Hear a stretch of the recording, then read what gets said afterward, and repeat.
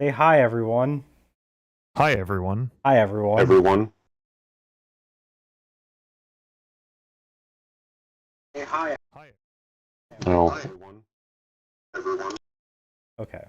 okay. Let me put in my tags.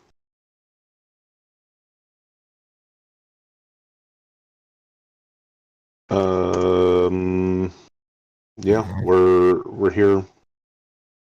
Jack's clear. Whoa. Wow, I I'm just just stating realized I facts. just realized that the last time I had fucking updated the Facebook page with like our pinned comment, that was from July's uploads. That Whoop. sounds about right. Do we ever? We almost never bother with it. I I really feel like we should, and We should. it really is just laziness on our parts.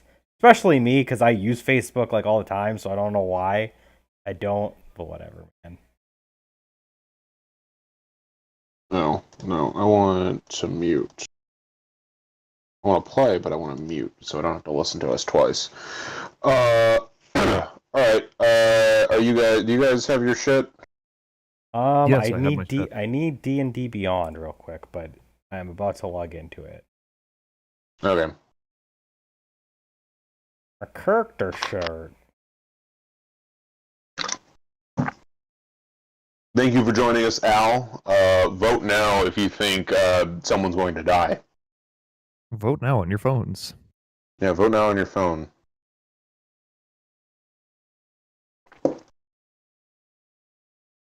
Hmm.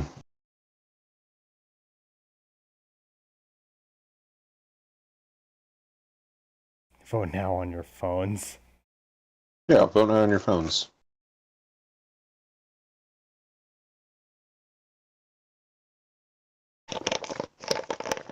Yeah. Oops, shit.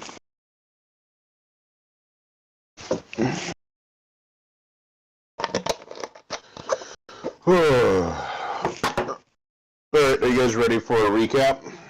Yeah. Yes. Let's recap. Alright. I vote. Al votes someone might die. Excellent. Oh, Okay. So story recap.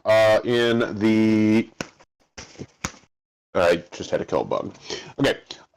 So you guys in the last part, you guys had just, you had just finished repairing a ship that you got while you were in the port city of Mizu, and you were out at sea, and you rode across a Spooky deep, Goshen. dark, scary fog. And in the fog, in the center of it, was a ghost ship, as well as the Mystical Motion, a merchant ship that you had run across during your time in Mizu. And you did a quick exploration of that ship and of the Mystical Motion to find the crew was missing, and then you ran aboard the ghost ship. Before you could do any of that, though, your best friend Orb of Steve, and also that lady she's attached to, or that lady he's attached to, They fucked Avrona, off. disappeared into a. Yeah, they disappeared into a purple void, and we'll get there when we get there for that. Who knows what's happening with them? I do. You guys don't. And then yeah, you went through all my puzzles and you fought my challenges, and your best friend in the entire, your second best friend in the entire world, random bard that I gave you, Nalala, got cursed. Oh, forgot about So that. that happened. So you are down a person for this fight. I planned this with 4 people, so we'll see how this happens. Oh, fuck. You you freaked out at my color puzzle, and then you freaked out even harder at my pressure plate puzzle. But you saw both of them were pretty easy once you actually got to work on it. And then you fought a horde of meat monsters, and did very well against them. And now you are standing in a room, and a Displacer Beast is standing in front of you, grinning as it bares its fangs. And everyone rolled initiative at the end of the last part, so I have all of that Valerie's going to make the first move, but everyone roll an insight check or a history check, whichever one's better for you guys. Let's see if anyone knows anything about Displacer Beasts. 23. Insight check? Ooh. Yeah. I know fucking everything 7. about Displacer Beasts. Cool. So I assume Valerie is going to mention to Isaac that Displacer Beasts are able to create a projection of a magical illusion of themselves standing near to its actual location, causing attack rolls against it to have disadvantage. The disadvantage lasts until is active until someone actually manages to hit the Displacer Beast, and then it reactivates the next turn. So you guys will have fun with that, but because you did really well on your insight check, what I will let you guys do is you can do everyone can do a perception check, and if you do well on that perception check, it's going to be DC 16 perception check at the beginning of every turn, the top of the turn order. Everyone will make that. If you do well on that, you won't have disadvantage, and so if you hit, no one else will have disadvantage for the rest of that turn. Okay. Okay. Yeah. There's some other things about Displacer Beasts, but you also know that they can make 2 attacks per turn, and they attack with the tentacles on the back of their on their back. They don't have any weaknesses or resistances to anything in particular, but they're pretty hardy, but they have pretty low armor class. They make up for the low armor class with that displacement ability. Cool. So Valerie, it is your turn. If everyone wants to make that first perception check, we'll do that. I'll have Lora roll hers since she's hanging out with you guys, and she's gonna be used pretty heavily in this fight. Perception check, so you do get the bonus on your perception for it, right? Yes. I got 19. Yes. Cool. Lora got a 16, so she's not going to have disadvantage on her attack. Valerie, did you roll a perception check? No. I cut out for a second. Oh, roll a perception check. If you beat a 16, you will not have disadvantage on your attack. And then you're going to re-roll that at the beginning of each turn. So at the end of the Displacer Beast's turn, you'll just want to re-roll a perception check. Nat 1. Okay, so you're going to have disadvantage on this first attack against it. Fuck. So yeah, it is your turn. Okay then. Am I able to shoot it from quick where we're question. Standing? What's the question? My shield is still electrified, isn't it? It is. Cool. Yeah. You had it still going because you fought all those meat monsters, and you didn't turn it off in between the 2 rooms. And then, what was your question, Jack? Can we shoot it from where we're standing? What are you trying to shoot it with? I don't know. Standing. Depending on the range of the item, probably. That's fair. I think a crossbow's range is 80 feet, so I believe you're within that. Okay. Yeah, I'm not going to do the counting. I'm going to say you're probably within that because it's not super big. But you can also move closer if you want. I was going to say 80 feet, you're still a little short unless you move. Okay. Okay. It is the Displacer Beast is big, so takes up that full that 4x5 10 by 10. It actually You're 5 feet short even if you move all 30 feet, Jack. Damn. Yeah. With a I count so it. the crossbow can still it can shoot further than 80 feet. He just has to do like an athletics check Okay. Lenny, to make sure it goes can you turn all the way. Can you turn your mic volume down slightly? Sure. You're a little loud. It's probably because I have the mic sensitivity. Cloud told me to have the mic sensitivity on. Alright. What are we doing? Come on. Alright, jeez, calm down. I'm gonna guiding bolt this MFer.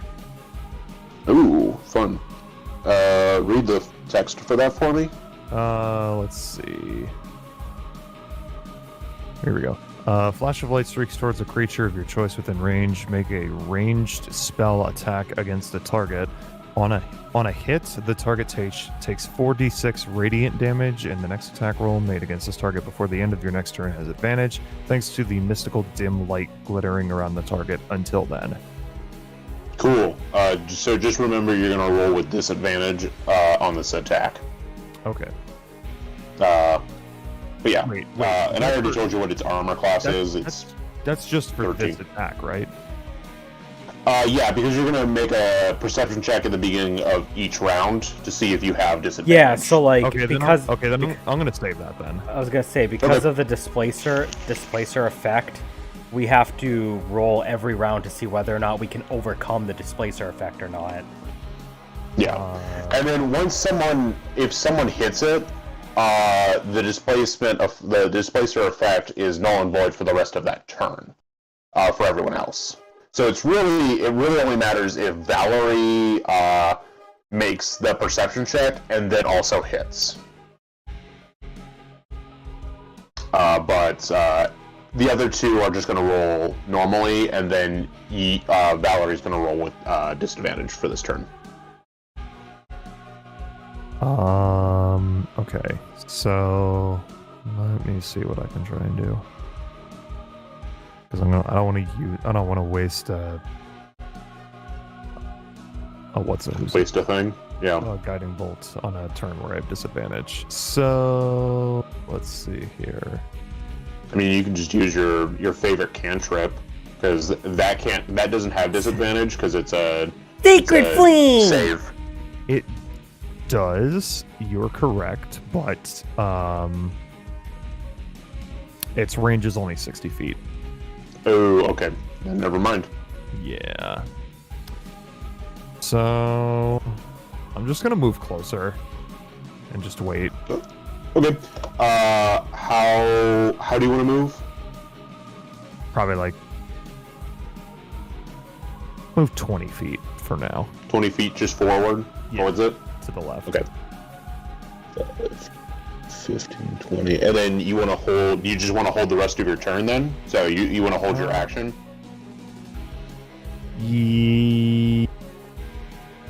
Am I gonna have disadvantage next time? If I don't do my...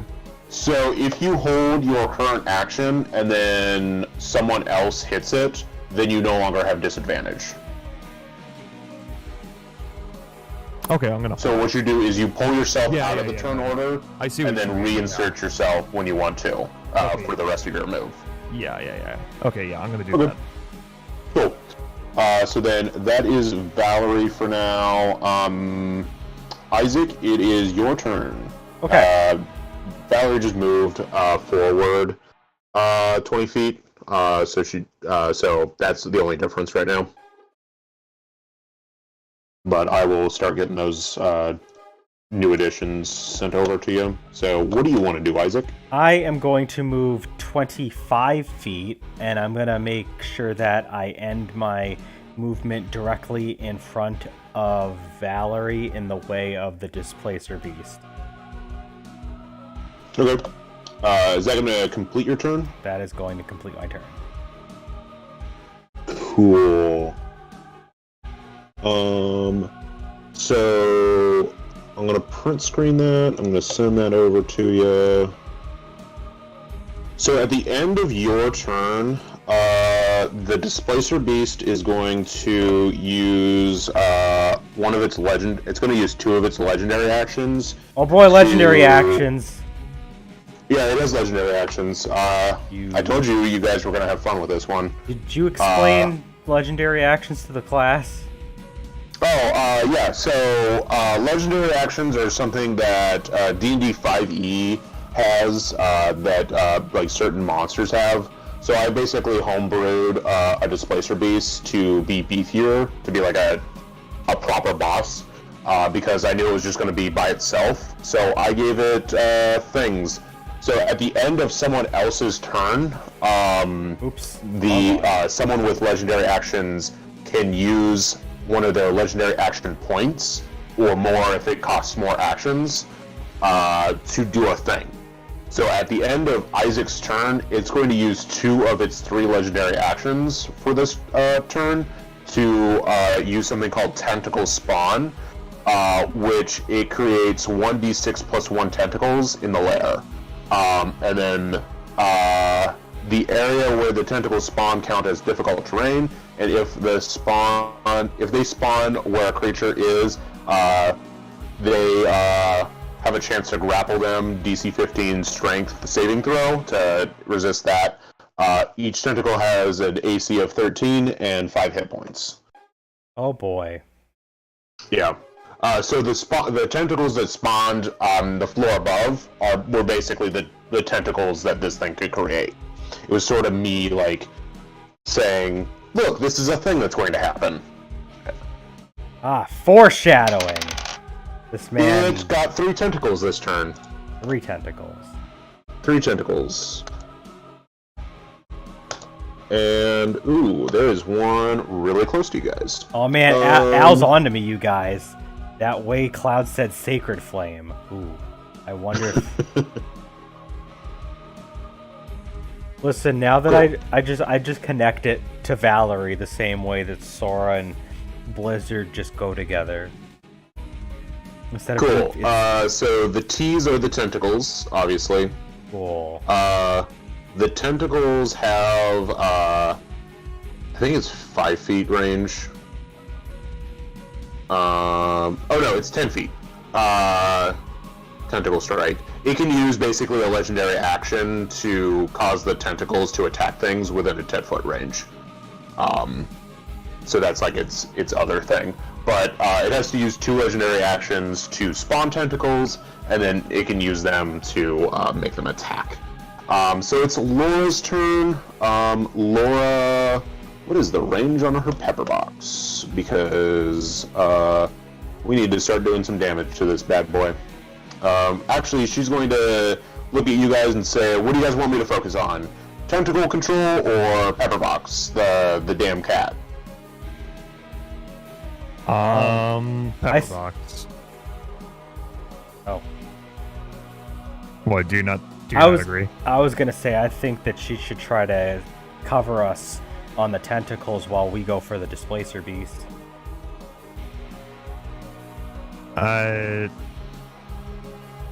Sure. Landon, you died. Darn it. I mean, if you think that she should do the other thing, that's fine too. Landon? The cat or tentacles? Sorry, I cut out. I'll let you make the decision, Jack. Yeah, have her do the tentacles. That's fine. Tentacles. So she's going to run 5, 10... She's going to run 10 feet diagonal towards you guys, so now you guys are kind of in a line. That way she gets a clear shot on the tentacle in front of you, and she's going to pull out her gun. She has a gun? She has a gun. Yeah, that's what a pepper box is. It's a fucking gun. Damn. Laura's badass. She has a gun, and she's a fucking wizard. She rolled a fucking 15 to hit. That's gonna hit this fucking tentacle. She is going to do damage. Her gun is awesome. It does a lot of damage.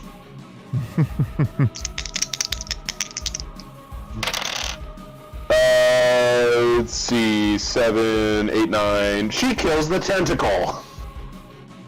Fuck yeah. Yeah. Alright. Lora might be your guys' MVP for this, just because I made her gun too strong. But that's fine, because you guys need that. I was gonna say, considering we don't have a Verna on our side, she's gone, and then our other help is like also gone. Yeah. Few spells are stronger than gun. Yeah. You got a gun, so there you go. And then at the end, at the end of Lora's turn, the Displacer Beast was going to have that tentacle attack you guys, but now it can't. So, oh well, there was that. So the Displacer Beast instead is gonna what's its 40 feet? Jesus. Okay. 5, geez, 10, that thing is fast. 15, 20, 25, 30, 35, 40. It is going to barrel forward 40 feet, but it can't do anything else this turn. Because you have to be within range to hit, and you guys are on the other side of the room. Okay, so that's going to be back at the top of the turn order. So everyone give me perception checks again. Also, the displacement thing only counts... That one again! The displacement thing only counts towards the Displacer Beast proper. The tentacles don't have that ability. 16. I got another 16 from Lora, so Valerie, you're the only one that... Fucking shit. That has the thing. Okay. So, yeah. Valerie, your turn. Okay, well, I'm gonna attack this time at least. Okay. What are we attacking with? Using Sacred Flame on... Sacred Flame! Cloud, shut up. On the tentacle on the top. Oh, that's going to just auto-hit. The tentacle doesn't have dex. Well, actually, I guess it has the same dex stat. Actually, I'll give it a +0.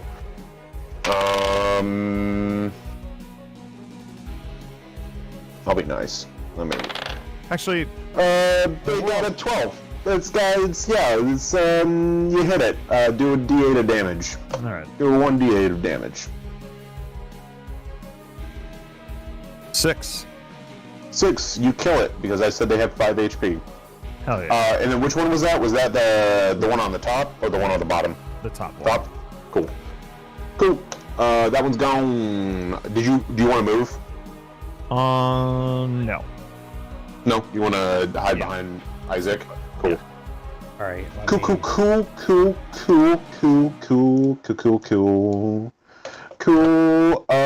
At the end of Valerie's turn, our Displacer Beast is going to use 2 legendary actions to spawn some tentacles. God damn it. It got 2 tentacles. Okay. So let's see, we dealt those. Well, at least it only got back the 2 that were already there. Well, I'm spawning different tentacles. I'm not going to respawn the ones in the same spot. Yeah. Because that would just be... You'd just be continuing to deal with the one tentacle right in front of you guys. Farming tentacles. Farming tentacles. The tentacles have 0 XP associated with them because they are associated with the Displacer Beast itself. But if you kill this, you guys get 700 XP. Alright, Isaac's turn. Okay, let me just update our map so everybody knows what we're looking at right now. And then I will make my decision. And then, yeah, you don't have disadvantage. Lora doesn't have disadvantage. Shit.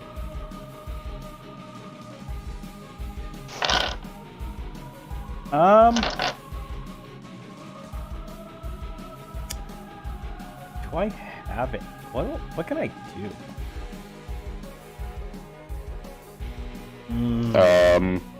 I don't know. What can you do? Do you have javelins? Looking at my equipment. No, because I think I gave my javelin to Averna, and she fucked off. Well, do you have any spells you can cast? Yeah, I'm looking real quick just to see what I have. Because I only have one spell slot left, apparently. Oh, right. You might want to save that for a Divine Smite if you need to. Yep.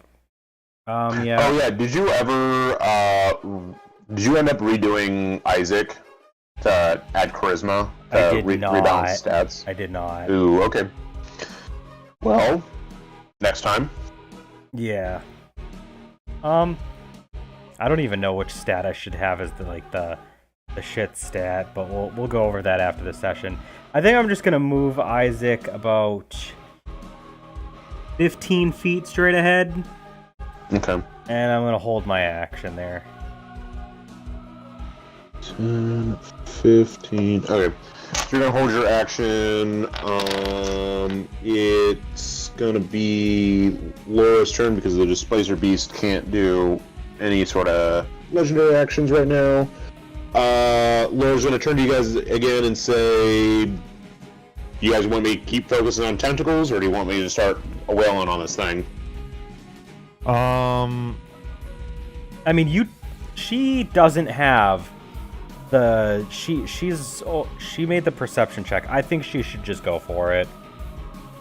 Yeah. Take on the big guy. Cool. Let's see, what does she want to do? Does she want to Do the thing, says my friend. What does this do? Because she might be able to hit a couple things. She is going to spend a second level spell slot, which she only gets 2 of those. And she is going to use Shatter, which is a sudden loud ringing noise, painfully intense, erupts from a point of your choice within range. Each creature in a 10-foot radius sphere centered on the point must make a Constitution saving throw. A creature takes 3d8 thunder damage on a failed save, or half as much damage on a successful one. And then there's some stuff that doesn't matter. So yeah, she's going to use Shatter. She is going to put that... Where can she do the most? I think she can... Okay, she's going to put it like... She's going to be able to hit 2 tentacles and a Displacer Beast. So she can do the tentacle right in front of the Displacer Beast and the one down at the bottom. And it's within range because it's a 10-foot radius. There. Con is the good thing for this Displacer Beast. So, start with the Displacer Beast. It rolled a 19, so that's going to save. Wait, isn't the other... Isn't the other second tentacle the one that's down below 15 feet away? Not if I put it a point. The point itself is going to be 1 space down below the Displacer Beast itself. So, gotcha. Then it's 10. Yeah, because I can choose the point, and then everything within that sphere takes damage. Gotcha. Yeah. Strong. If you don't want me to do the most advantage thing for you, I can do that. No, I was just wondering. Yeah, no, I know what I'm doing. I'm playing this correct. Hardball. And then I'm gonna say the tentacles don't have con bonuses. Both tentacles fail. One of them got a nat 1, the other one got a 12, so both of them fail. So I need 3d8, and let's see. So it's gonna auto kill both tentacles. Well, maybe. If I roll really poorly on this, then they might still be alive with 2 hit points. No, I got all 4s. So 12 damage there, so half. So the Displacer Beast takes 6. Both tentacles are done. That one's gone, and that one's gone, and the Displacer Beast takes... Ooh, I forgot to bring up that. Let's get that, and how much did it has a lot, and we just did the first hit on it. Okay, so the Displacer Beast is still looking pretty solid. It didn't like the noise, but it's fine. And then Lora is gonna... What is Lora gonna do? She used her spell slot. She used one of her 2 second-level spell slots. So she only has 1 more. And I kind of want to save the other one, just in case. I think she's gonna move up. Yeah, she's gonna 5, 10, 15, 20. She's gonna move 20 feet diagonal, and she's gonna be basically in line with that top tentacle up there. And then that's gonna be the end of her turn. So there is the new map. Did I drop again? No. No. I can hear you. Okay.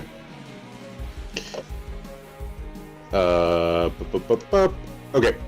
Cool. So it's the Displacer Beast's turn. It is 5, 10, 15, 20, 25. It's gonna run right up to Isaac. Because you are the one in front, you are the closest to it. And it's going to make an attack on you. Cool. Let me pull that up. So it's going to make 2 attack swings at you. Actually, it can be 1 square back, so it's going to be 1 square back. So it has a range of 10 feet, so it's gonna put a buffer between you two. Yeah. Obviously, because it can. And then it got... Oh, you got saved by the edge of the laptop, my dude. It was gonna roll on a 17, but then it moved over to a 3. Wow. So the highest it rolled was an 11. So I think your armor class is better than that.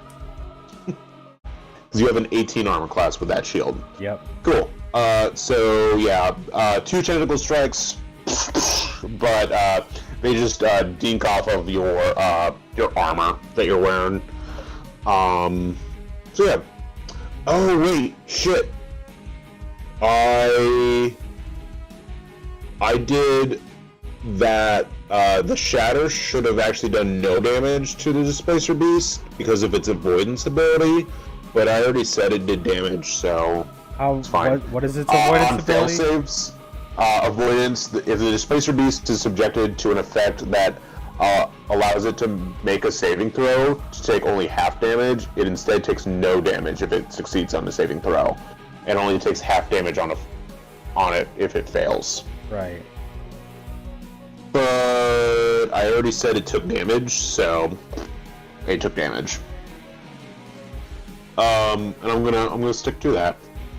Cool. So yeah, the Displacer Beast ran up to you. Isaac, did you want to? Because you said you wanted to hold the rest of your turn. Yes. Did you want to? Do you want to pop in now and do the rest? I would. Okay. Cool. So you still have movement, and you can do an action. Yeah. So we've got a space of 5 feet in between us, so I'm 10 feet away from him, right? Yes. Okay, cool. I will move up in front of him and attempt to swing at him. Cool. You passed your perception check for this round. I did. So, yeah, just give me a straight roll on that, and remember to add your Ring of Raston stats. 13. Yeah, that's That's it. That Barely made it. Barely made it. Yeah. Alright, so Barely made it. fuck it, I'm gonna use it now. I'm gonna expend my last spell slot. We're divine smiting this shit. Cool. So- Get that shit in there early. Exactly. So I have both my 1d8 plus 4 for my damage, for my regular damage, and then I'm gonna have the already forgot. Yep. Oh, God damn it. Get out Is of it a here. D6? I think it's 1d8. A 1d8 for the smite? Yeah. Yeah. Alright, Okay. so we'll do the 1d4 regular, 1d8 plus 4. That was a 6, so 6 plus 4 is 10. And then Nice. Divine Smite. Where's my Divine Smite? Spells? It's usually in my Actions? Or, yeah, is it under actions? I don't know. I don't have Ayase's character sheet anymore because I'm limited to 6. right.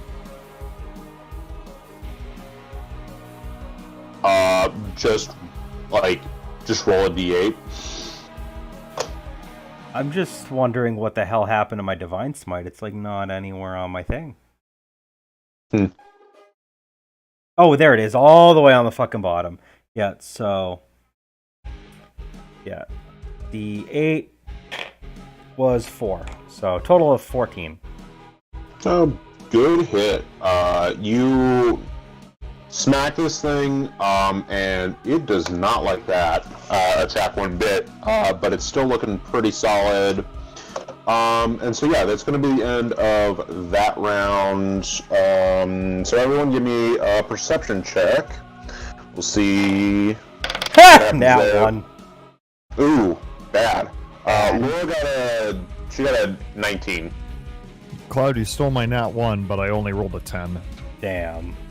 Is that with your whatever Perception bonus to modifier? perception? Yeah, that is with my modifier. I rolled a nat 7. Rip. Whew. Okay. So Laura's the only one that passed the perception check, but it is Valerie's turn. Oh boy. Alright. Valerie, you've been drinking a couple too many of these walk me downs all day. Jesus. Okay. That cooler full of walk me downs. I'm gonna try and get closer and Sacred Flame the big guy. Okay. So, Like, how to close? the top right corner of Isaac. Top right corner of Isaac.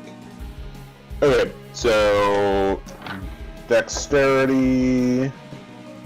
It's got a +2 to dex. It rolled a 2. So yeah, roll your d8. It's gonna take half damage because of its avoidance ability. Well, I rolled a 2, so it takes 1 damage. Takes the damage. All right. Perfect. You do a little bit of fire, and it goes, huh, weird. It can't speak. It actually has no language ability, but it says that to you. Because this is an audio platform, so I'm going to have it say things.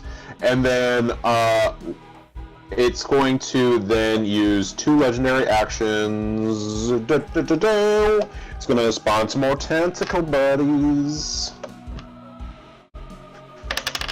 It got 2. Jesus. It just keeps getting 2. It got 2. I keep rolling 1s. Alright. You take those. You guys take those. I, on the other hand, mildly upset at rolling a 1 on these tentacle spawns. Do I want to total party kill? Kind of. You're devious. I am devious. That was the end of Valerie's turn. It is Isaac's turn again. Me! Hold on, let me just update our map. Yeah. You have disadvantage. I do. Yeah, because the saving throws don't count as the hit. I believe. Let me read it real quick to see if that actually.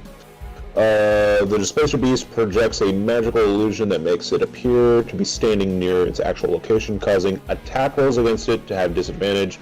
If it is hit by an attack, this trait is just.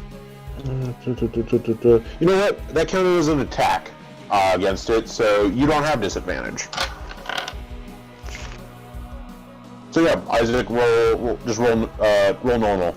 Oh, cool. If you want to attack it. Yeah, sure. I'm gonna attack it. 21. 21 to hit. That hits. All right, and let's Do up some damage on this thing. let's see if how much I can do. 5 plus 4 is 9. Ooh, 9 damage. Nice, solid hits. Yeah, it is. You guys are starting to put some work into it. It still looks healthy, but it's taking note of the amount of damage you guys are doing into it. And then, damn, I kind of wish you guys weren't up in its business because Lora would love to do something to it, but it requires you guys not to be around it. Well, that's fine. Lora is going to. Laura's just going to shoot it. Because her fun spells. She has some fun spells, but they require, like, to be close to you guys. Shatter's her, like, really good move. She also has a move called Blur, but she's not really in the fray. So yeah, she's just gonna cock her gun and shoot this motherfucker. Uh-oh, that might not hit. 9 plus 4 is 13. Oh, that's She hits. barely. Ooh. That was a close one, but she gets 10 damage on her gun. Hell yeah. Jesus, she did more than I did. Yeah. She does 1d10 plus 2 plus 1d6. God. She has a really cool gun. That's awesome. Yeah, because I gave her a magic clip that she can do 1d6 of element damage on top of the normal damage. How much Because, ammo you does she know, have? it's an unlimited magic clip because she's my NPC. Shut up. God. If you guys want your own, like, I'll make you manage it, but she's really cool. Shut up. She's a wizard, so she has really low AC. So, it's fine. But if that Displacer Beast swings at her, she fucking falls over and just collapses. Yeah, but that's why she's staying in the back and, like, shooting it. And has a gun. A wizard with a she gun. has a gun, because otherwise she would be hitting it with her staff, and... That ain't doing shit. No, and then, I mean, she could use Ray of Frost on it, but... her Why gun, do that when gun she has like, an awesome gun? Yeah. Well, her gun doesn't have ice damage. It does fire, radiant, force, and lightning. So I gave her Ray of Frost and Ice Knife to give her some, like, other elemental, like, attacks, just in case. But Displacer Beasts don't have weaknesses. So... Okay. End of Lora's turn. It's the Displacer Beast's turn, baby. You know what? Valerie's up in the Displacer Beast business. It's gonna make a tentacle attack on you, Valerie. It rolled real bad. It got that's a +6 to hit. That is that's a 14 to hit Valerie. I think that misses because you have a AC of 17, some bullshit. Yeah. Yeah. Cool. He's gonna make another attack against you. It got a nat 1. Hell yeah. My poor baby.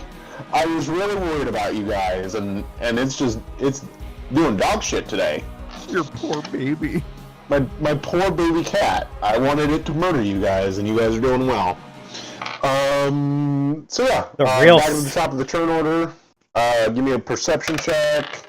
Lora passed again. You said perception? Perception. It was so close. 19. So it was so close to landing on an 18, and then I saw it slow motion tip over and land on a 2. Damn.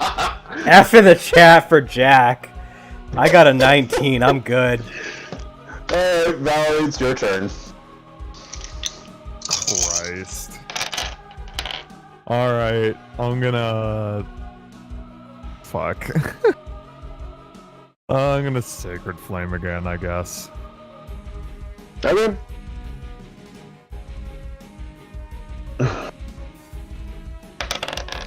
We have a nat 1, so I'm gonna say it doesn't have avoidance on this. Roll a d8.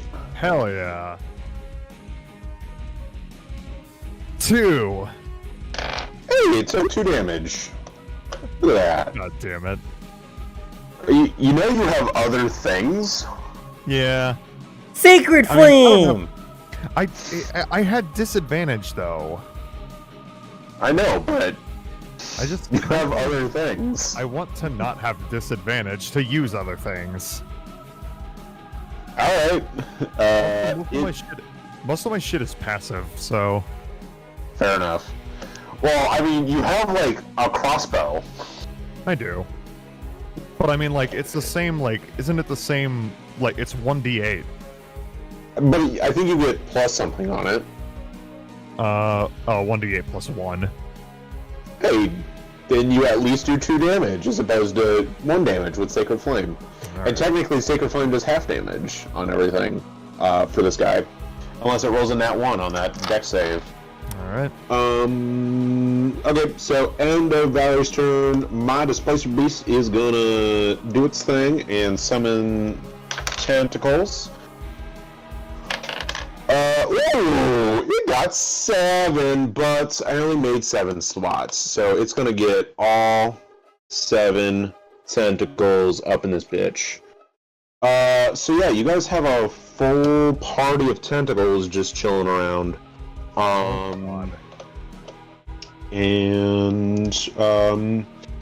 They might start moving now because, you know, on the Displacers, the Displacer Beast might start using legendary actions to force them to move at you guys. So be ready for that. Isaac, Jesus. you're up. I am up. Let me just save and send this update. I got the roll I needed for these tentacles, so...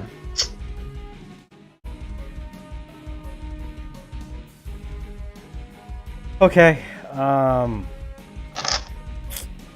I'm already right up in front of this Displacer Beast, so I might as well go ahead and try and slice at it again. Swing at it. I totally forgot that I have Channel Divinity, and I did not do that earlier in this fight, and now I hate myself for it. Rip. Because I could have done Channel Divinity Sacred Weapon, and I could have given myself a +1 to attack rolls for a whole minute. Yeah, I mean, that would definitely help. Damn it! 11. I miss. Is that with the Ring of Raston? With the Ring of Raston. It was a 6 Damn. plus the 4 plus the 1. Damn. Yeah. Alright. Sucks to suck. Also, Valerie, you have a like the pouch of pocket sand. Oh yeah. Al said just Sacred Flame them again so Cloud will say it in that strange voice again. Sacred flame. Cool. So at the end of Isaac's turn, it's gonna use its legendary action to move a tentacle. It's gonna move this one. I'm gonna say the tentacles can move 10 feet. 5, 10. So it's gonna move one of the ones in the back, and that's gonna put it just in range of Valerie. Yeah, that's just in range of Valerie. So it's going to then strike at you. Let's see. Ooh, this thing does some damage when it hits. Okay. But it rolled a nat 1, so you're fine. Why can't I hurt you? She's getting by on pure drunken adrenaline. Jesus Christ. Alright, it's Laura's turn. Lora looks at you guys and she goes, tentacles? Displacer Beast? What do you want me to do? I think she should go for some of these tentacles. Cool. I could just imagine Valerie just fumbling around. She's just like trying to taunt the Displacer Beast. Hey! You could hit the broadside of a barn! It just meows loudly at you. Meow. Meow. Are we just fighting Traitor? Is that who we're fighting? Basically. Cool. So the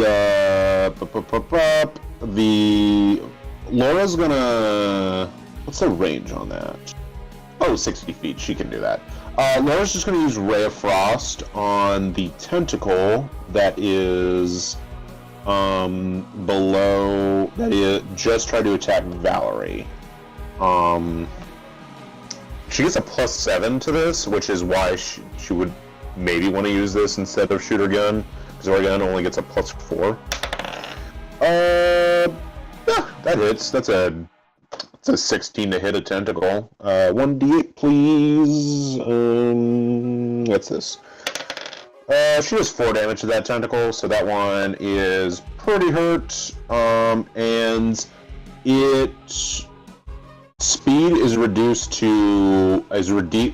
by 10 feet, so it can't move anymore until her next turn. And then that's the end of Lora's turn. She's not going to move. Now it's the Displacer Beast's turn. Well, Isaac has been doing the most damage, so I think the Displacer Beast is going to go after Isaac. Fair. One of them's a net 2, so that one's a no-go. But the other one's that's a 21 to hit. Cool.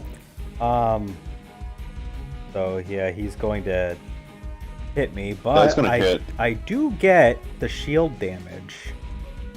Yes, you will. Let me roll my damage. Yes. That's a 1d6 +4 plus an extra d6. Okay. So 2d6 +4. Do you have resistance to bludgeoning or piercing damage? I do not. Okay. Because it does a d6 of bludgeoning and a d6 of piercing. That's 14 damage. Ow! Holy shit. Yeah. Okay. But it only hit one of its attacks, so... Yeah. So, yeah. You guys don't want these tentacles to start ganging up on you, if you can help it. Alright. Cool. Yeah. So that's the Displacer Beast's turn. I get the 2d4 lightning damage because it hit me. Yeah. Do that thing. 2 and 4 for 6. 6. And these aren't saving throws, so it's going to take the full thing. Cool. It's getting pretty bloodied at this point. So you guys are starting to put in the work. So yeah. You're not in the best of spots, but you're not in the worst of spots. How's that sound? Yes. Yeah. Cool. All right, back at the top of the turn order. Everyone, give me a perception check. Please. Please. Huh? 17. It just said, please, Nice. God, please. Fucking 11. Lora also missed hers, so she got a 15 this time. That's the first time she's missed it. All right, so Valerie, you've got some tentacles behind you. The tentacle directly behind you is down to 1 HP, and then all the other ones are at full health. Okay. So, what do we want to do? Oh,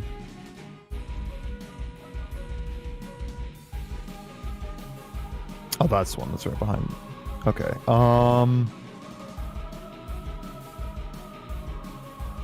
And just remember, you have the patch of pocket sand, and I'll say that won't have disadvantage because you're throwing sand in the air. Mm-hmm. And you can blind this thing if you want, and that would give it disadvantage on attacks. Okay. Yeah. And you do like 1d4 of damage to it. Yeah, give me a second. Where the fuck is my file? There it is. I'm pulling up on my D&D inventory. I don't even have it on here. God damn it. Well, all right. Oh, I don't think it's on D&D Beyond, but I just sent it to you. No, yeah. And I thought I had it saved to like a notepad, but no, I don't. Oh, I can resend it to you if you want. Yeah, sure. Custom magic items. That is that. Do you have the Ale of Healing and the Molotov of Ale saved? I have. No, I don't. Okay, there's those again. Okay.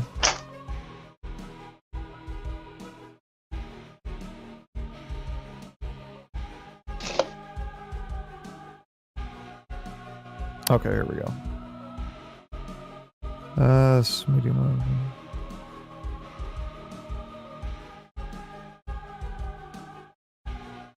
All right, yeah, I'll use the pocket sand on the big boy. Say the phrase. On Displacer. Cool. Yeah. Let me see what I have to do for that.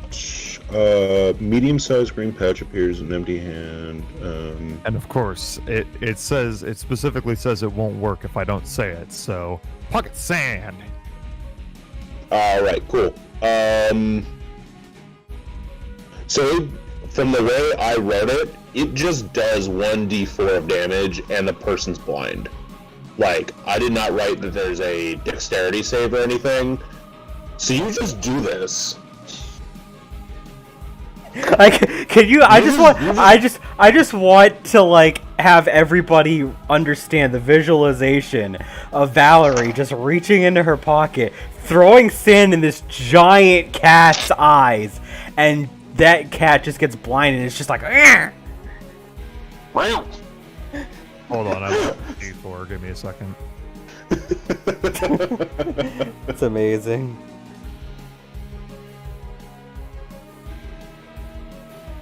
I'll probably rewrite that to add a dex save to it, but for now, you just do it. Just fuck it. Never underestimate pocket sand. Straight up.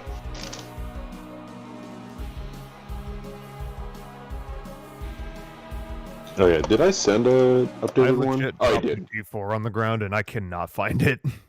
I'm gonna roll a d4 for you. Actually, Cloud, roll a d4. Me roll a d4? Cool. Yeah, you roll the d4.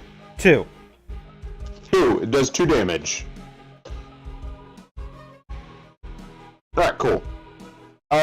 Sweet. So, the Displacer Beast is blinded now, so it just has disadvantage. I'll make, at the end of its turn, it'll make a con save. We'll say DC 16, since you guys have a DC 16 check. To no longer be blinded.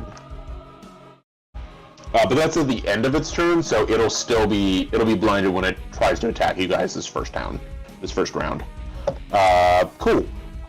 So that's the end of Valerie's turn, which means the Displacer Beast is going to use a legendary action to move the tentacle in the far back 10 feet towards Lora, and it's going to strike at Lora. What is that, a +6? That's a +6. It got a 16? Oh no, that hits Lora. What is 2d6? Oh, no. No. As a reaction, I think this is a reaction. Yeah. As a reaction, our good friend Lora is going to spend a spell slot and cast Shield, which adds 5 to her AC, so she doesn't take damage from this.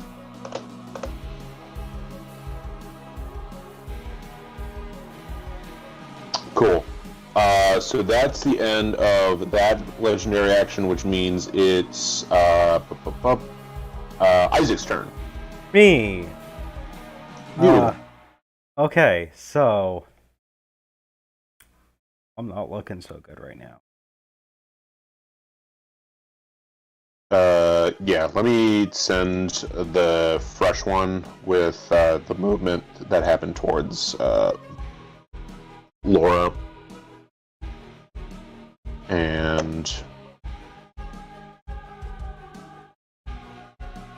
But not much else has changed besides that.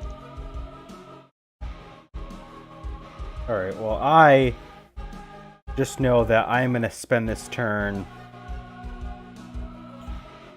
taking a chance at furiously rubbing myself down with my Lay of Hands pool.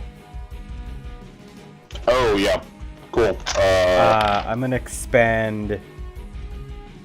How much do I want to use of it? I have my full pool because I haven't used it yet, but I just don't know how much I want to use because I have 16 HP.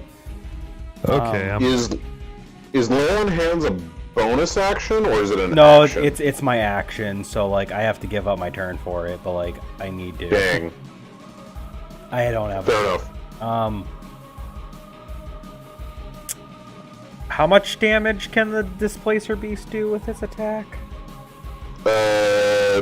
So it can do 2d6 plus 4, and it can attack twice.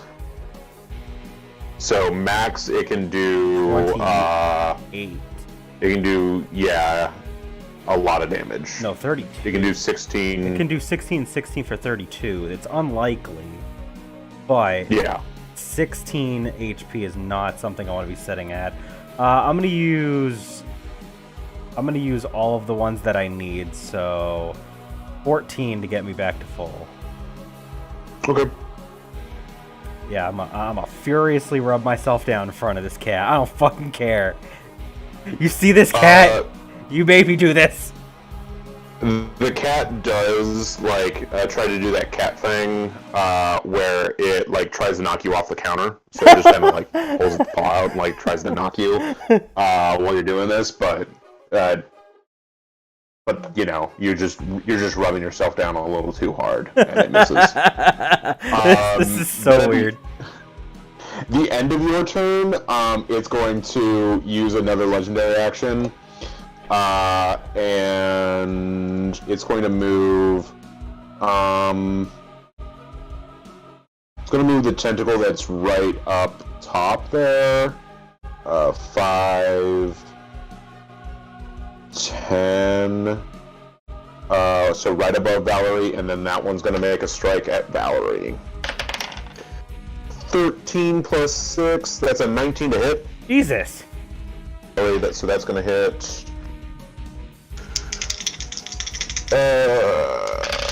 That is plus 4. That's a lot of damage. That's 13 damage towards Valerie. Damn.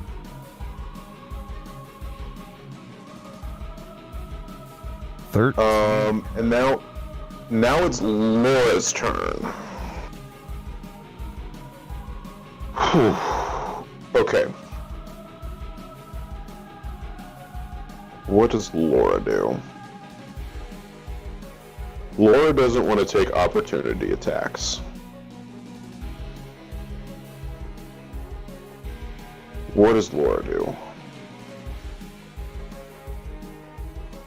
Oh, you mean what do I do? No, Laura's going to use her other second level spell slot and use Shatter again. And she's going to try to get as many of these fuckers as she can in one go. Yeah. She's gonna... Which sucks because she can't use Misty Step now. That's fine. Let's see, where can I put this that it takes out the most... Let's see. Right. I think the most I can get... The most I can get is going to be the two tentacles... Is going to be two tentacles and the Displacer Beast itself. Yeah. So it's going to be the tentacle that is... just on top of Valerie, and then it's the one that is two spaces to the right of Isaac, and then the Displacer Beast. That's where she's going to aim this Shatter at. She's trying to do some damage, some control on this field for you guys. Let's go start with the Displacer Beast. The Displacer Beast got a nat 1. Really good, so it's gonna do the full whatever damage. 8 plus whatever, I think I said 0, so that's also going to fail, and 4 plus 0 is gonna fail. Cool. Woo! That's a good shatter. Let's see how much damage she does. 3d8. Ooh, baby, that's a 14. Hell yeah. 2 tentacles down. And 14 damage right into this fucking Jesus monster. It is getting close, folks. 1 down, 2 down. Cool. Yeah, so then Lora does that. She's not gonna move because she can't disengage since she did that. Yeah, she's gotta hold her ground at this point. She can still use shield a couple more times. She's got a total of 4 level 1 spell slots, and she's only used 1 so far because she's mostly been using her gun. So yeah, we're cool. So that was Laura's turn. At the end of her turn, the Displacer Beast is going to use its last legendary action for the round, and it's going to move. It's going to move one of the tentacles in the far back closer to you guys, a little bit. So that's all the legendary actions in your guys' moves this round. Displacer Beast, it is going to strike at Isaac, because you're right there. Cool. First attack with disadvantage is... that's a 20 to hit, even with disadvantage. Jesus. 12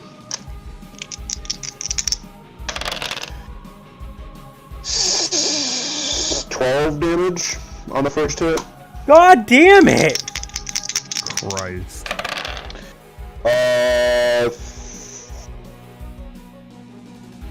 Damn. 13 plus 6, that's going to be a 19. Oh my god. Gonna hit again. Jesus. Even with disadvantage from that fucking pocket sand. Another 12 damage. Jesus, I just took 24 damage, but do you have the lightning damage?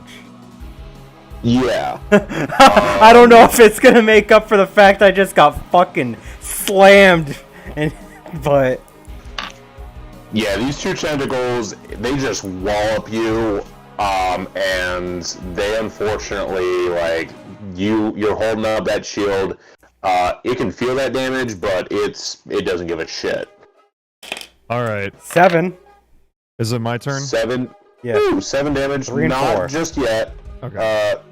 So you said 7 damage? Yep, 3 and 4. Cool. That's a good roll.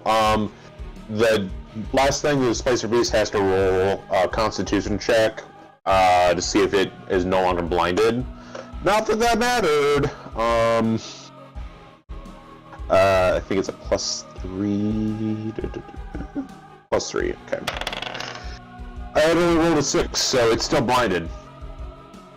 So yeah, beginning of the turn order, that's going to be... everyone give me that perception check. Lora failed. I failed. 11. We all failed. Okay, so everyone fails. I have yet to pass any of these. Cool. So, Valerie, it is your turn. Alright, I'm gonna use Cure Wounds on Isaac. Cool. Yeah, just roll that. So that is it just an automatic, like, since I'm standing next to him, then it's just an automatic, like, heal of the roll?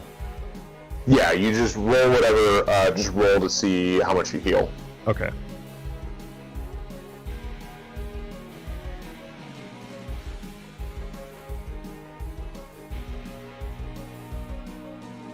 Eight and 5, so 13 plus 3 is 16.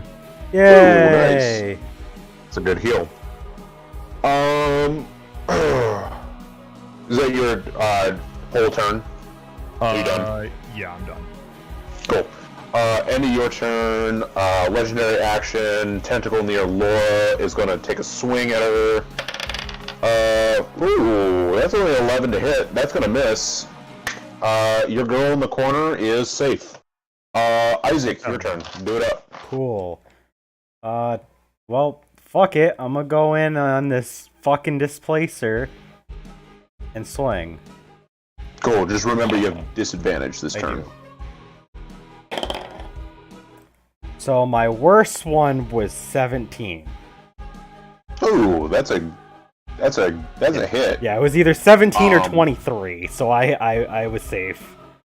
Yeah. All right, let's do the thing. Do the thing. Total of 6 damage, 2 plus 4. Oh, 6 damage. Nothing to scoff at. It is still standing, but it is looking mighty weak. So it's going to legendary action. None of the tentacles are going to get within range, and you guys are getting down pretty far. So it's just going to use the same tentacle that's been attacking Lora to swing at her again. Ooh, 18 to hit. Just a nat 18. So that's a 24 to hit. So that's just going to hit her. She can't shield out of that. She takes 12 damage. She's not looking great after that hit. She's a wizard after all. Cool. She's still standing. She's up, but she's not looking great. And it's her turn. She's gonna fucking shoot this tentacle because it's a pain in her ass. I think you guys would think that's fair. Yeah. Let's see. That's a +4 to hit. Yeah, she's gonna do it up because she'll probably kill it with a shot at it. Uh-oh. She misses. That's a 7 plus 4. That's only an 11 to hit. Does that misfire? An attack, and the dice is equal or lower than the... Oh no, the misfire is just a 2. Okay, cool. Cool. So, she takes aim, blasts, it rings out, unfortunately it misses, swings just shy of this tentacle, and... Last legendary action of the turn.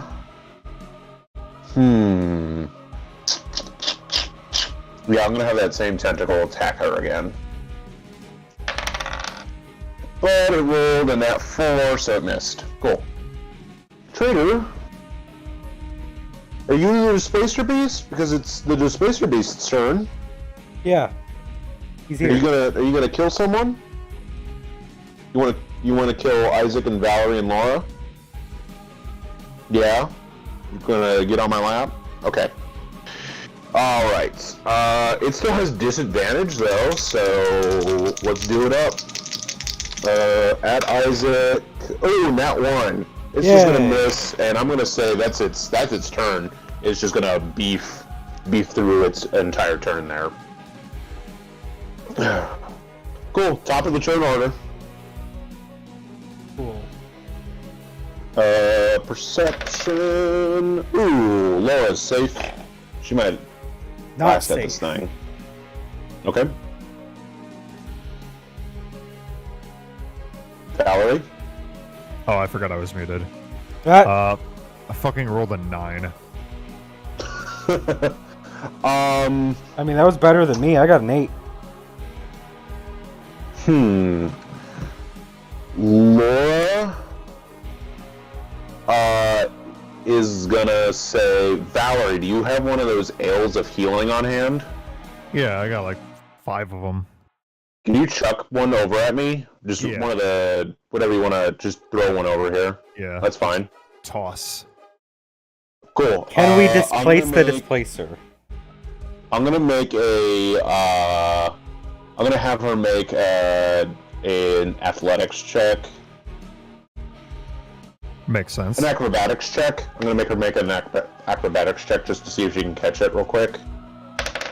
Yeah, she got a 19. That's fine. Cool. So she's gonna have that.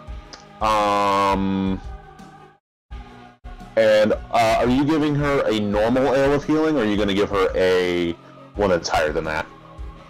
How badly does she need it? How much HP does she have? She can. Her max HP is at a point where like she can get a by with it, just a normal one. All right, I'm gonna just toss her a normal one. Cool. So she catches that. That's like your bonus action, so that's not gonna be your full action for this turn. Okay. Yeah. So you can do your own thing. Okay. I'm gonna crossbow. Big boy.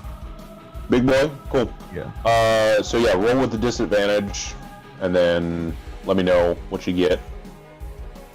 Nat 20. With disadvantage?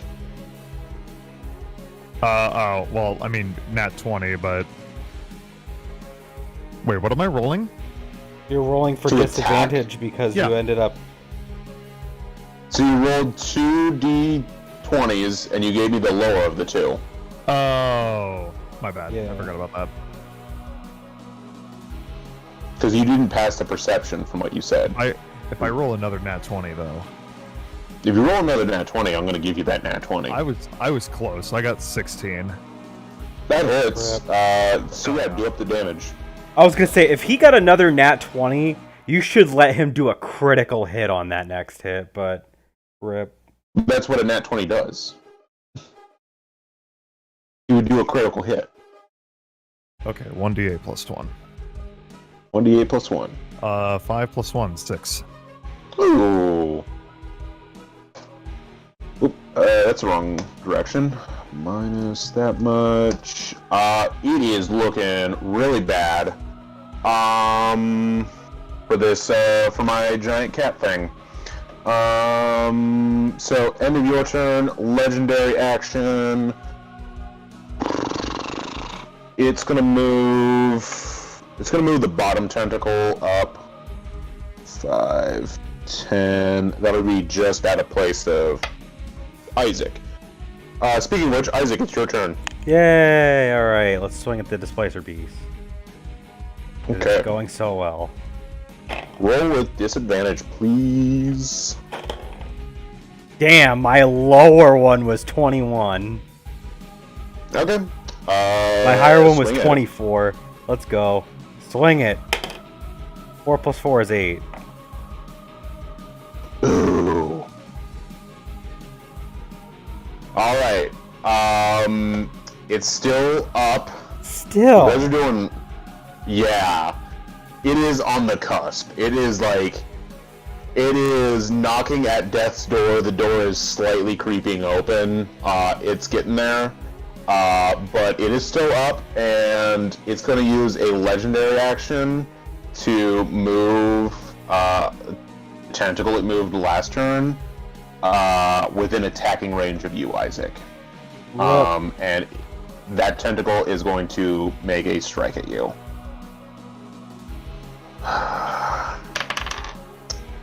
You got a 16, so that misses you. Yep. Cool. It's Lora's turn. Lora's got this ale of healing in her hand. And she sees that this thing is on death's door.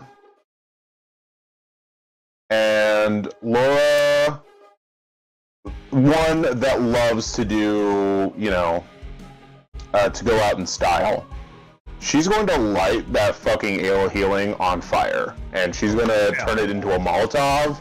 And she's going to cast Catapult on this thing. Really? Okay. She's going to use a spell slot, and she's going to cast Catapult. Catapult. Choose one object weighing 1 to 5 pounds within range that isn't being worn or carried. So she's going to set it on the ground, light it on fire, and the object flies in a straight line up to 90 feet in a direction chosen before falling on the ground, stopping early if it impacts against a solid surface. If the object would strike a creature, the creature must make a dexterity saving throw. On a failed save, the object strikes the creature and stops moving. When the object strikes something, the object and what it strikes each take 3d8 bludgeoning damage on top of how our Molotov works. And the Molotov does some fucking fire range damage on hit. And I'll read that out real quick. Molotov of ale. The user can make a ranged attack with the Molotov of ale at a target. On hit, the Molotov does 1d10 of piercing damage. Hit or miss, the Molotov explodes. The target and each creature within 5 feet, 10 feet for superior and supreme, it must succeed a DC 15 dexterity saving throw or take 2d8 fire damage. On a failed save, they must take half damage for each additional level of rarity, add 1d8 of fire damage. So, it's got to make a couple dexterity saving throws to see what happens. It rolled a 4 on the catapult, and it rolled what is that with the bonus? It rolled a 13. It's gonna get hit by the object, and then it's gonna take the fire damage. And even with avoidance, it's dead. Damn. So you guys see Lora, like you're like doing up damage to this thing. It looks bloodied. You like think she's gonna heal herself. She sets this ale on the ground. She lights it on fire, and then it zips right through the air, smacks right into this cat, it shatters into pieces, fires everywhere, and the cat Explodes. falls unconscious and dies. It explodes in a after it falls over and dies, it explodes in a black energy, and you guys killed my monster cat. It got some pretty shit rolls. Yeah. Like, I mean, I almost shit died, rolls with me. but I did my job as the tank. I did my job as the healer. You guys did solid against it. Yeah, no, you guys did really well against it. But we're not out of the woods just yet. Everyone give me one last perception check. 18. Finally, I get a good one. Nat 1. So the only person that notices this, because Lora rolled pretty poorly herself, she got a 13 total. That's not going to be enough for this. Valerie, you watch as the you're able to hold it in and watch all of like the black that was surrounding and enveloping this room kind of starts sucking into the point where the Displacer Beast was, and the tentacles break. They shatter into pieces as well, and everything starts coalescing on this one spot. And it's actually fitting, considering you're the one who's got the scythe on her back. As this all starts to take place, like a red energy shoots out from where the Displacer Beast was and strikes the scythe. And I'm gonna roll. Actually, you roll a d4 for me, Jack, for Valerie. Just roll a d4. 4. 4. Damn. Excellent.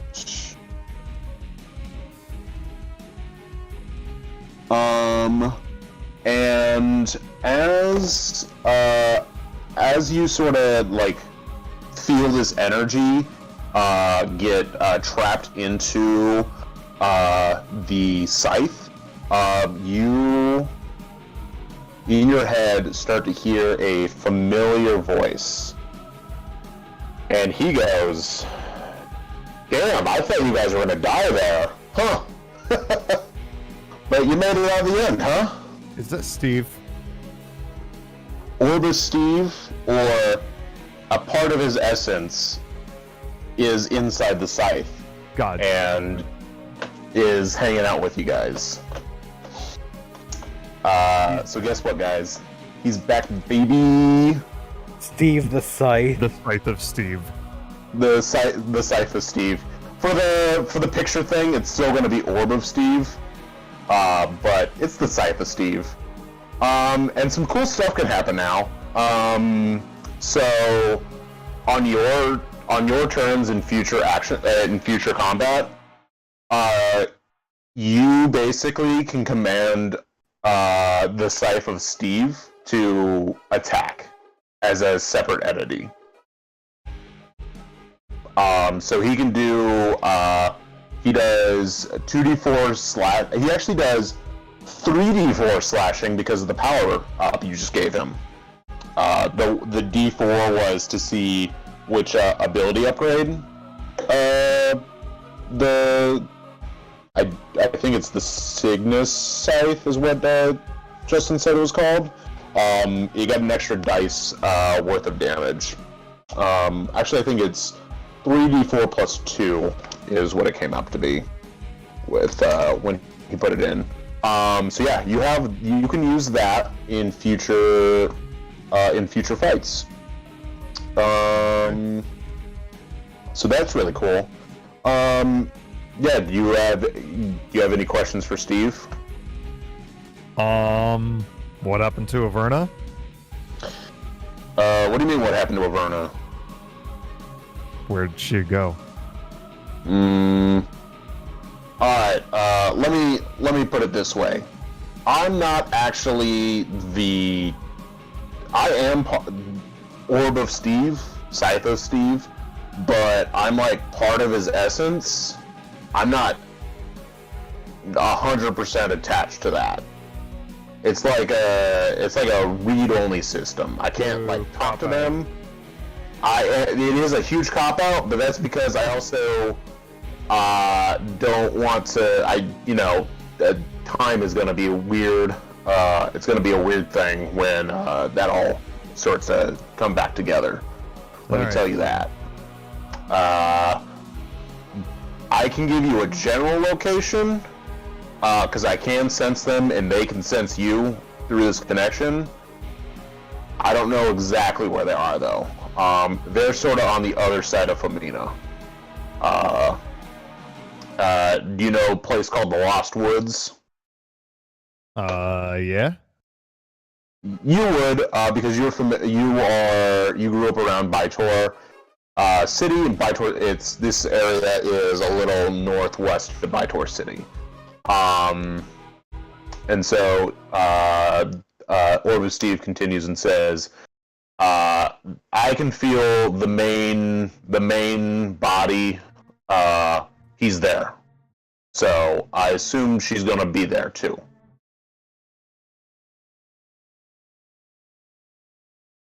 Cool. Do you have anything else you want to ask this guy?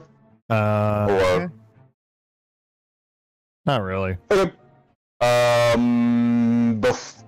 Now, with that perception roll from earlier, you notice that there's still a pretty sizable black hole in the middle of the ground where the Displacer Beast was, pretty close to. This is a really bad time for Cloud to walk away, but I'm gonna have to barrel through this. So there's still a black hole right there, and out of that, a figure starts to form. And once it sort of starts, some color comes into this figure. You notice sort of like a pretty large hat on her. She has a darker complexion, and she has a pretty elegant dress on. And you notice 2 wings on the back, on her back, sort of poking out of this dress. And she smiles, and she says, well. I didn't think you guys had it in ya, but here you are. A thorn in my side this entire time. My damn. Yes? The fuck? Well, you're the little pet project, it seems like, coming in and taking out my life's work so far. You killed my cat. You are with those stupid little pendants, and you've already managed to restore one of the statues. What am I going to do with you? What are you gonna do about it, bitch? Oh. I'm kidding. Don't. My character didn't say that. That was me saying that. Oh man, you're lucky I don't have a character sheet. Otherwise, I'd fucking kill you. Oh boy.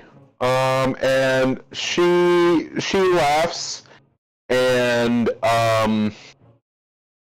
she looks you over, and she smiles to herself, and when she smiles, you can see 2 of her teeth are pointed pretty well. Give me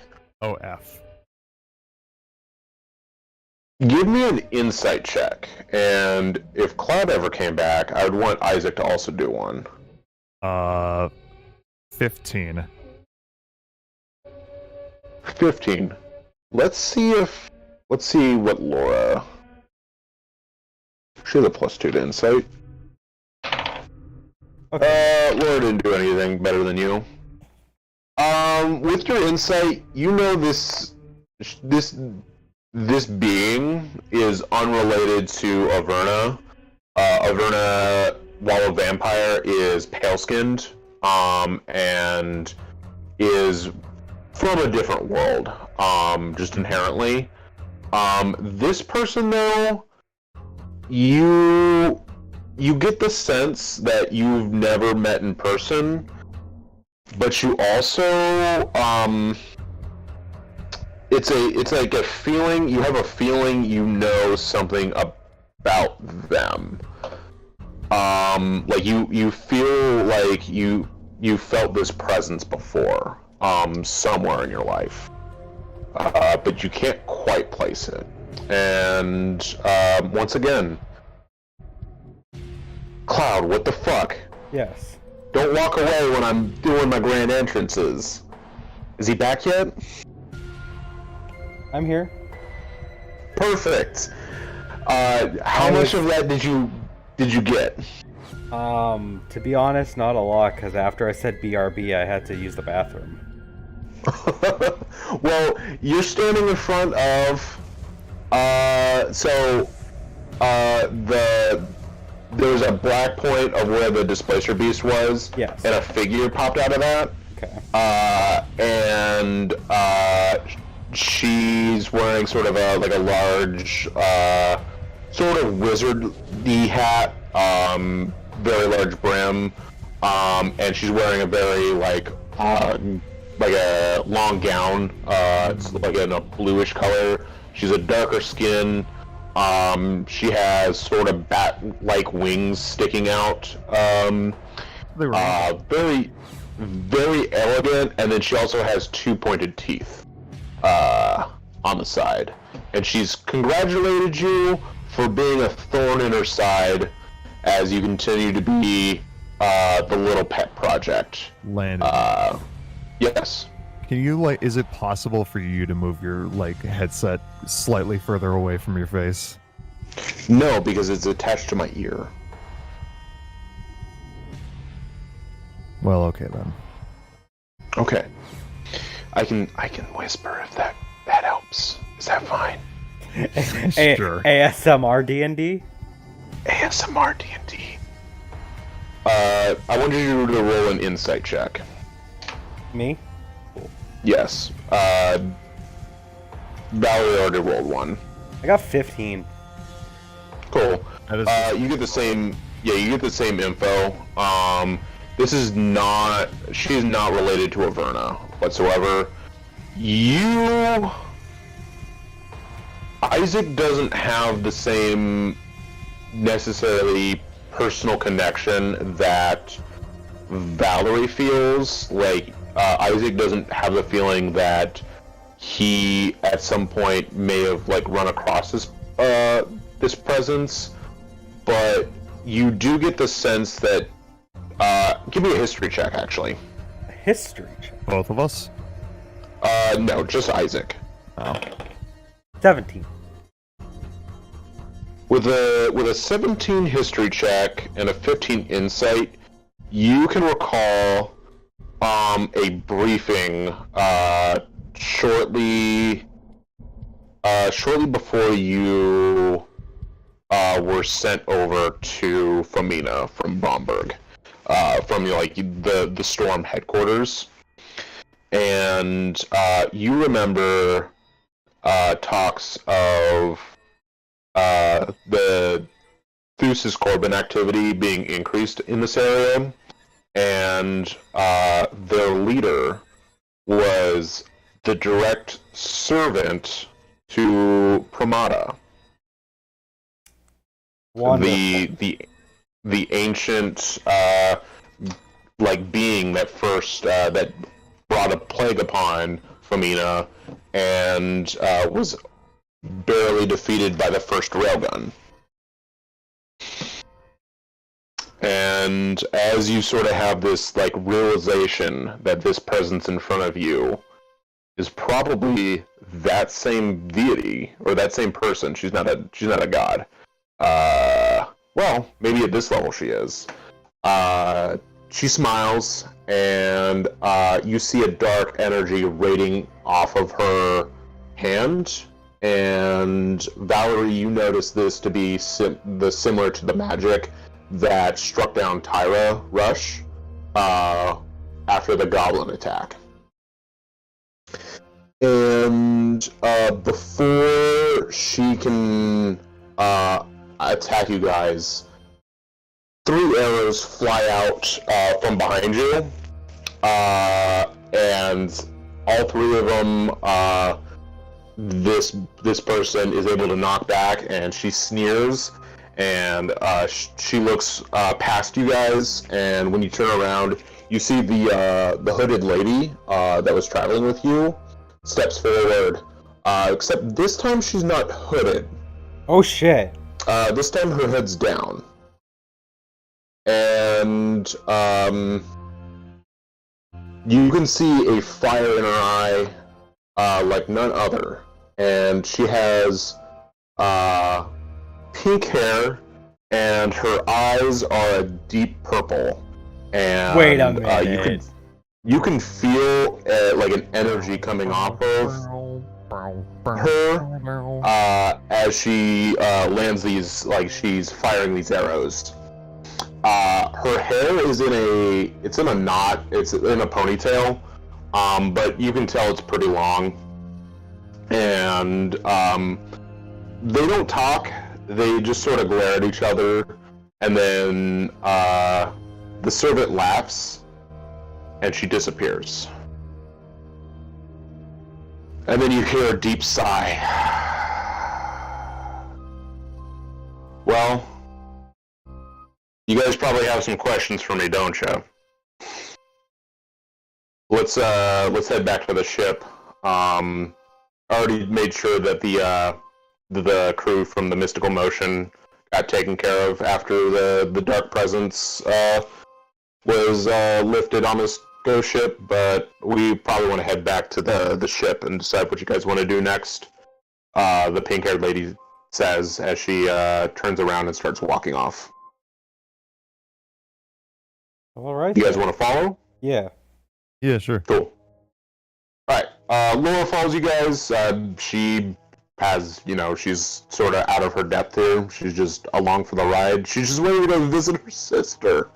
But yeah, so the group of you guys sort of reconvene on the Dawnbreaker. The Mystical Motion sort of sails off. You guys are staying put for the time being. The ghost ship disappears as you guys step off. It fades into existence in the black. A mist surrounding you guys dissipates, and it's evening now. You've been on the ghost ship for a couple hours, and you hit it sort of midday in your travels, so it's getting pretty late. And the pink-haired lady sighs as she sits down. You guys are below deck at this point. Nolala is in bed, still asleep from being knocked out earlier, and she says, "All right, what do you guys want to know?" Well, I actually just want to start with thank you for all the help that you've given us so far. We really appreciate it, but how did you find us?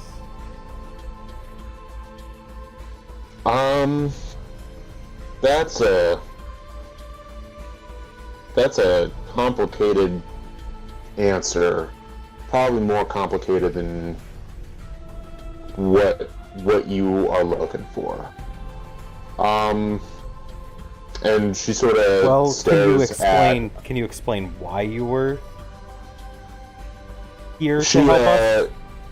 She looks at your pendants, and she looks down at her own, and she says, "This isn't my first trip, so to say. We've been at this...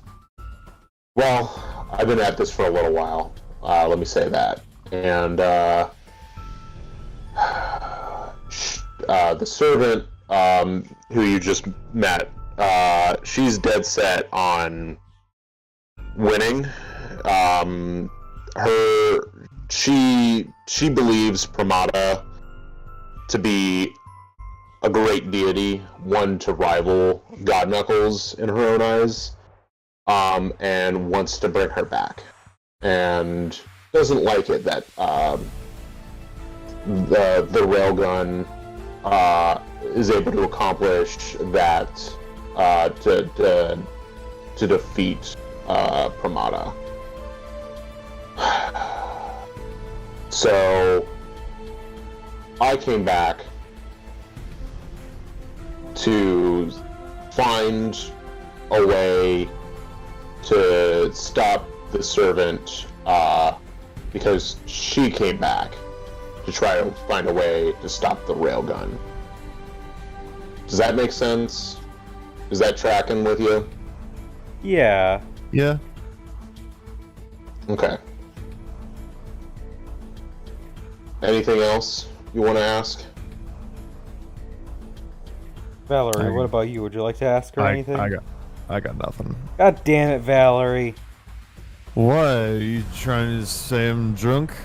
No, I'm trying to say that you are too passive. Shut up. I can't think of anything. Alright, Drunky. You're okay. Take a lap. Take a lap.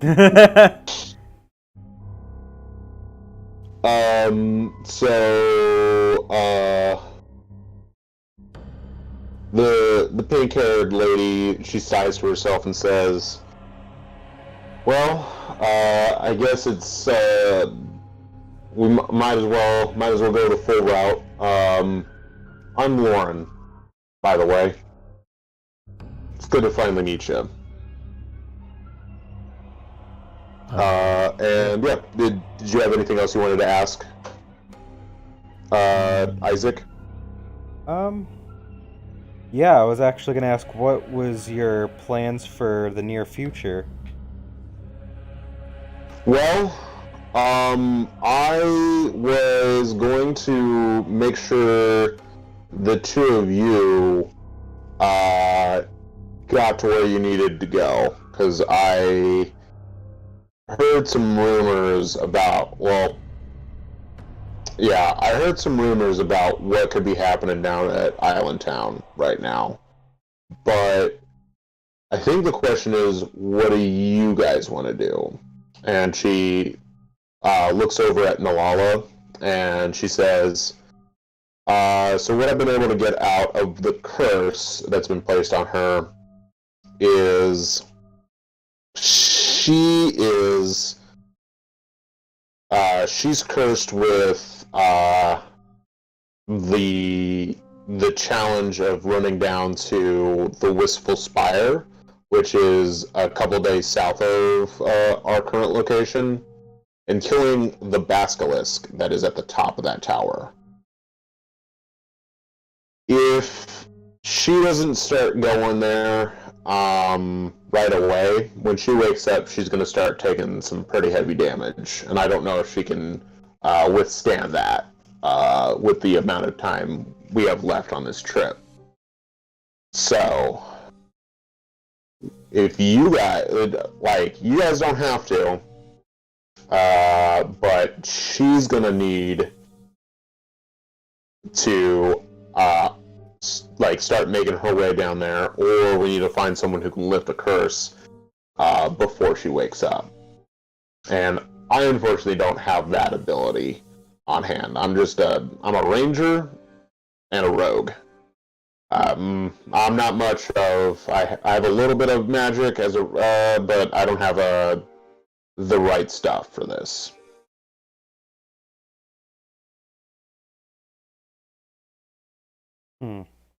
Well, you said that you're... Well? Yeah, no, I hear you. Yeah. No, you said well. So this is over at Island Town 69 that you need to go to. No, that's where you guys need to go to. That's where your next statue is, right? Right. Yeah. Yeah. And then Laura says, "Well, that's where I need to go to, because that's where my sister is. But you said there's some stuff going down there." Yeah. And then Lauren looks over at her and says, "Yeah, and I guess with that robe, you're in on this whole thing as well." And she sort of plays with her hair for a moment, thinking of what she should say. And she looks over the two of you and she says, how much have you guys picked up so far since you guys got your pendants? What do you mean? Well, you've noticed that there's inconsistencies in space-time, right? Yeah. Sure. It's really weird when we switch back and forth between the two. Well, and she gestures down to her own pendant, and then she gestures down to the string, the thin threads that are on the robe that Lora is currently wearing, and she says, if you think two different timelines is a little funky, you still got a ways to go. And Island Town has 69 sorta, lines. yeah, Island Town 69 is sort of in a bubble. Huh. And things are happening there that are not so great. So I would say getting a little bit stronger and as much help as you can get might be the best route for the two of yous. And I think so.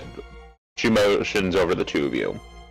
She says, I can't help you fight the Basilisk, but I can help prepare you. Okay. If that makes sense. This is your fight. I can't intervene. If I intervene, then it's she wins. Okay.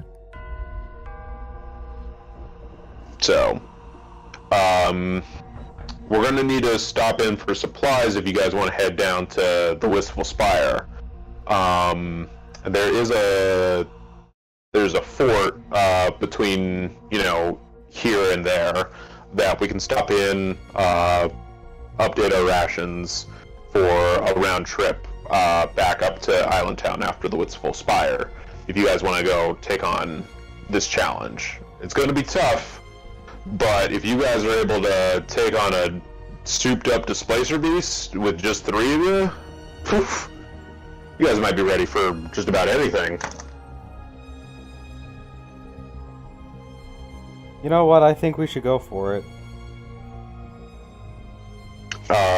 Laura says, yeah. I'm not in a hurry to go see my sister. So if you guys want to head over there, I'm game. Yeah. And yeah, so if everyone's in agreement, then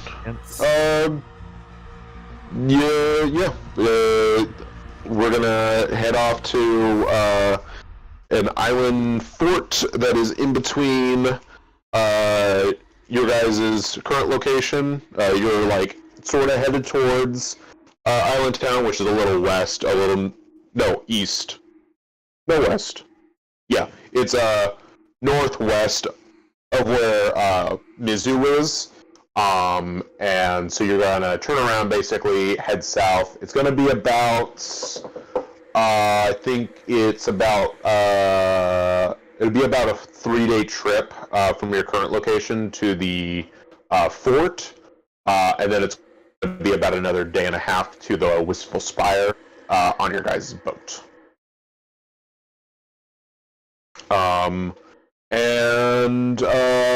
Yeah. You guys sort of, it was a long day for you guys. Is there anything you guys want to do right as you're like about to start taking your long rest? No. I would just like to make sure that I read from the manual of quickness of action during this rest. I thought you already read it twice. I did? Yeah, you had the night after you guys did the cave, and then you had one night already on the ship. Okay, well, I did not actually account for that, but I will account for that after the stream ends because I have to redo my sentence anyway. Yeah, so yeah, just make sure you do that correctly. Okay. So then, yeah. If you guys don't have anything else for Lauren or Laura, Laura is going to be out on sort of the deck. She sets up like a small shooting range for herself and does a little bit of target practice. Lauren sort of she keeps her distance. She doesn't want to. She doesn't see, she doesn't want to like interfere too much. She doesn't want to like. If you guys want to talk to her at all, you can. But she's like, she's reading her book. She put her hood back up. She's like trying to go back to that. But yeah, if you guys don't have anything more for the night, then you guys you rest up. So make sure you have that long rest. Lauren's going to make sure Nalala is, well, if you guys are heading towards the Wistful Spire, Nalala can hang out with you guys without taking 5d10 psychic damage every time she's not fulfilling this this curse.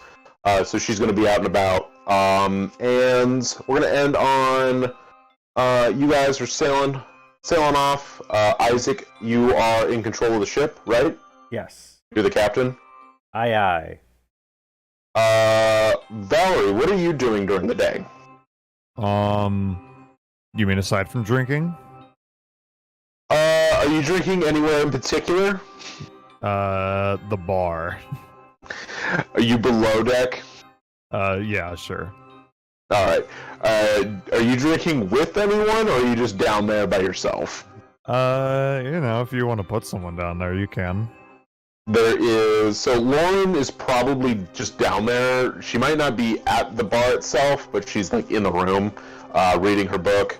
There is the two royal guards that are with you guys. They're just there.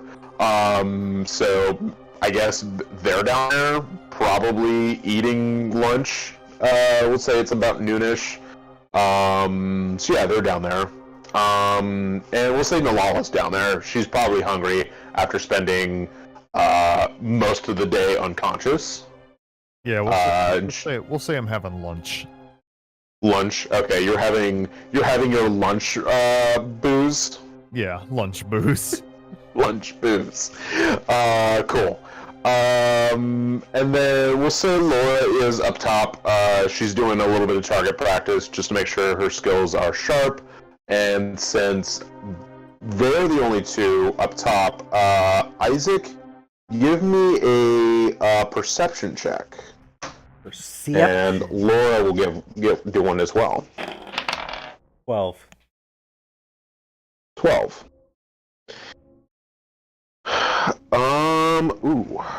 Let me roll something real quick. Cool. You're out. You are taking in sort of like how just nice the weather is today. The sun is up pretty high right now because it's about noon. Laura's doing her practice. She's not really paying attention too much to what's happening out on the horizon. You notice, you catch a shadow crawling up on the horizon from behind you. And you notice it's catching up to you guys. And you notice the sails are black on it, and it has a skull and crossbones in the mainsail. What do you do? What do we do? What do you do? You're only up there with Lora. Everyone else is day drinking, I guess, down below. We're eating. Okay, well, you're drinking. I can eat. I can do both. Well, What does Isaac do? what do I do? You said there's another ship or something nearby? There's another ship sure. approaching. Well, it is coming up behind you guys. I am going... But it's moving up faster than you guys are moving right now. Oh, jeez. I am gonna... Well, first of all, I'm gonna do whatever... Well, what is the thing that I can do on this ship that will allow me to alert everybody else that's eating downstairs to get the fuck up here? Do I have, like, a horn or something? Yeah, you probably have a horn, or you can stomp really loud, or you can shout to Lora to go get everyone. Okay, well, I'm gonna signal to Lora to go get everybody up to the deck. Yeah, she turns around and says, "Yeah, I got you, Cap." And she runs down deck below, and she goes over to where Nalala and Valerie are eating. And she says, "Hey, Cap wants to see you guys. He looks, I don't know, he looks like he's seen a ghost or something." We already dealt with that. What? No way. And then she looks over the guards, and they're wieners, and she kind of leaves them by, and she looks over at Laura, and she says, "I guess group meeting up top, if you want to join us."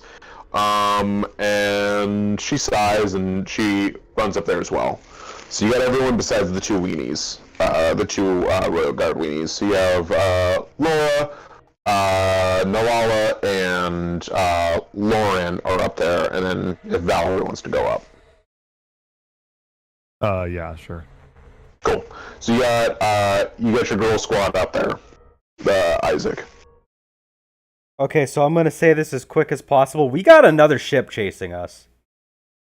And Valerie, you look over behind you guys, and you can see it. It is getting close. It is it's pretty big, and you can definitely make out the skull and crossbones on the flag. Well, shit. And that's where we're going to end the session. On that note, we get a well shit. Well, shit. Well, yeah. What'd you guys think of that? I think that was a pretty fun session. We did it. We did it. We killed the Displacer Beast. You killed my cat. How dare? We displaced the Displacer. Killed it. You good. displaced the Displacer. Thank you, everyone who joined us for the live stream. Thank you, Al and John, for posting in the chat. Thank you to anyone who is listening after the fact. And Leave a comment. Yeah, Smash the like button. share all the fun stuff. Share this video around because we're trying to hit a goal of 150 subscribers by the end of November. It's not gonna happen. Yeah, do the thing. We can try, damn it! Yeah, Cloud wants to try. I'll say, yeah, we can try. So yeah, if you, I don't know, if you like this, let us know. If you want more content, we have more stuff. It's November, so we have Eternal Eyes just started up. We have more of The Last of Us Remastered. We're not going back to Legend of Heroes Trails in the Sky just yet. We got to finish that up first. And then Jack has something, but we don't know yet. Jack? Yeah, Jack has something. Are you going to announce it now, or are you going to wait a little bit? It's a secret. It's a secret. All right. Yeah. Thanks for everyone hanging out. We got our links down below. Twitter, Twitch, Discord. We do the Facebook sometimes. Yeah. Only sometimes. But yeah. You guys have anything else you wanna do real quick? Nope, I think it's a good enough time as any to say bye-bye. All right, then. Bye.